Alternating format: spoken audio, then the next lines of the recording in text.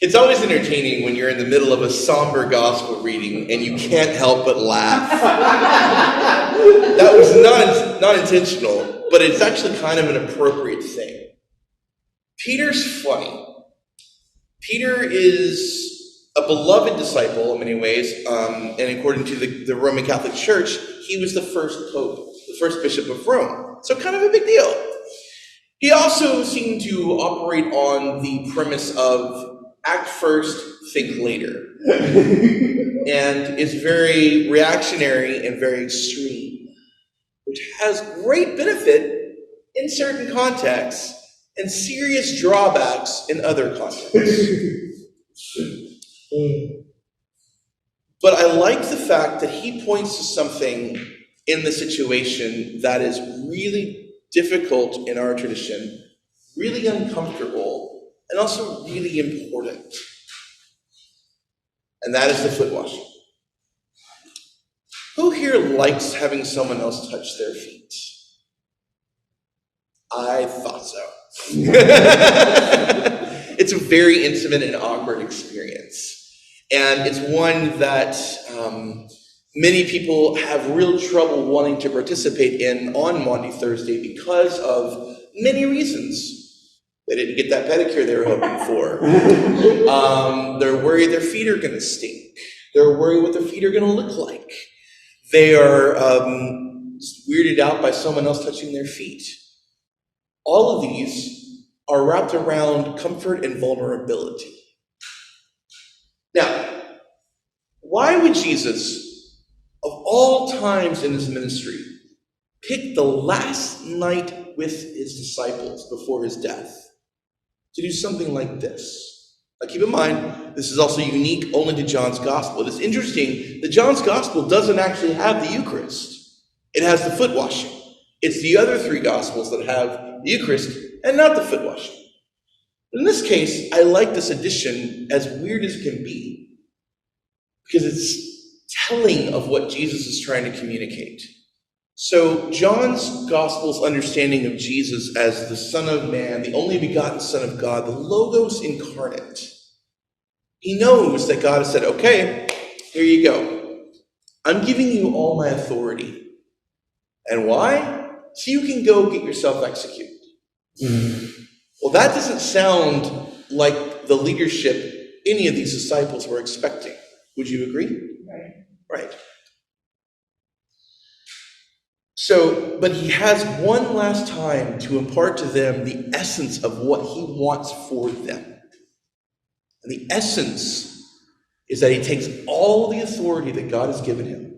He knows, because John's Jesus is like, I got this, I know what's going to happen, it's going to be all right.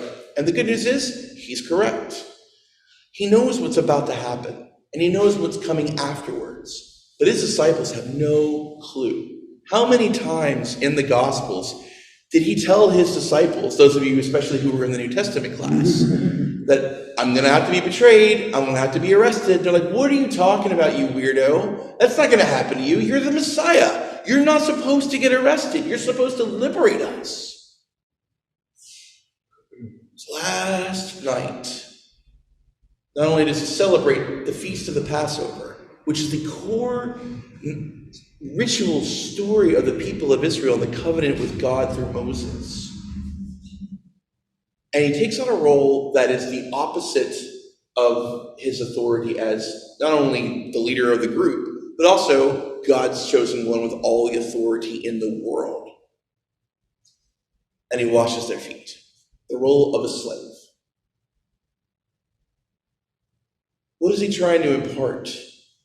He's trying to help them understand, okay, what we're about to go through is going to rock your world. Tonight are the tremors before a cataclysmic earthquake that will shake every foundation that they have to work with. And so he serves them. Now, again, it isn't like washing feet today, where you might have a little bit of foot odor. You might have, like not the prettiest nails on your toenails right now. But you don't have dust, you don't have dirt, you don't have animal fecal matter on your feet, and probably a lot more crustiness in your sandals. Anyone who's ever had sandals that they've worn after a long day at the beach knows a little bit about that. Imagine that week in, week out, where you don't wash them very often. That is what Jesus did. Yes, it's gross. It should gross you out. He's drawing them into a deeper sense of intimacy, a deeper sense of vulnerability, a deeper willingness to be open to those around them and all their imperfections. Not just their literal feet, but the fact that even though he knows that Judas is to betray him, he still washes everyone's feet. He includes everyone in that mix and asks of them, just as I have done this for you, and that you are not greater than the master, remember that, but in this case, the master is flipping that coin and saying, you must do unto the least of these, as the least of these, in order to be the greatest of these.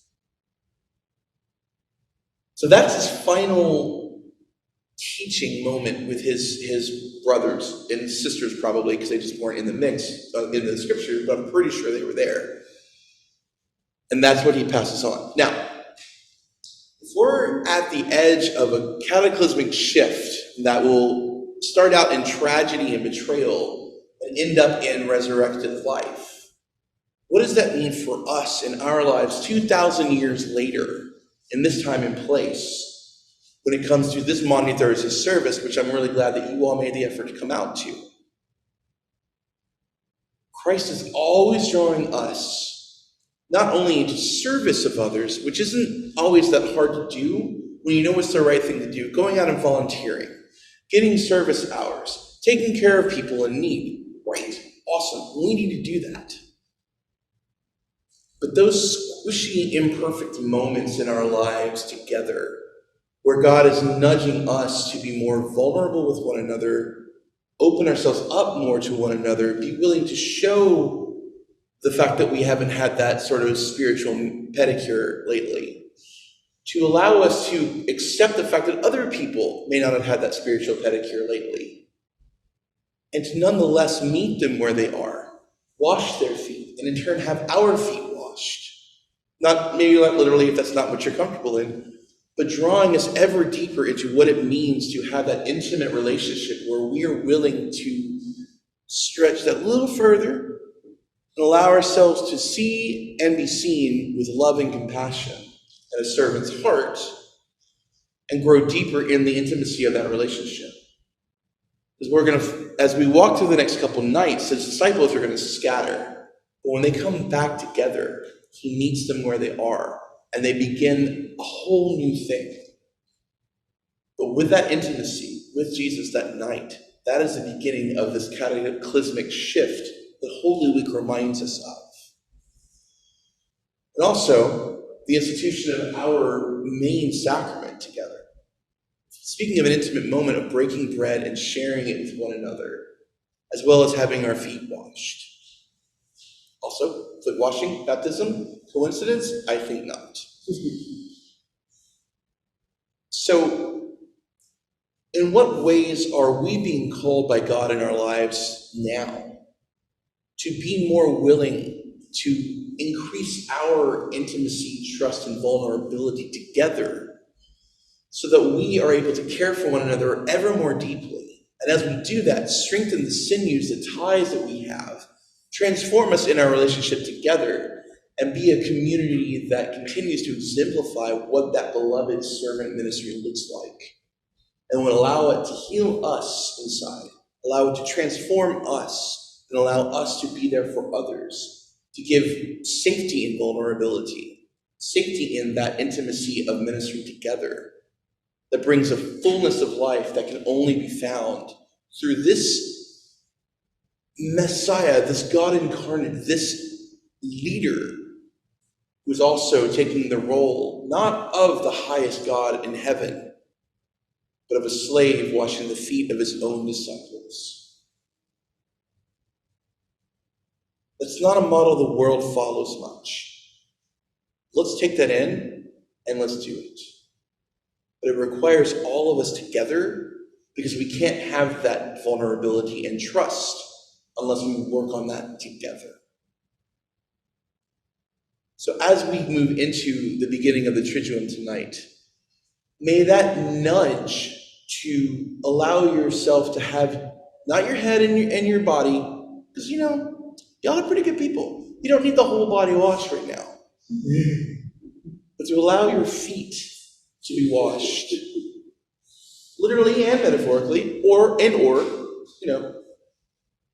but to allow Jesus to nudge you in those areas where we are being called to grow into that level of trust, vulnerability, mutual care and love and respect for one another, and mutual compassion, so that we are a community that cannot help but magnetize more people to us and bring that healing in the world. Amen.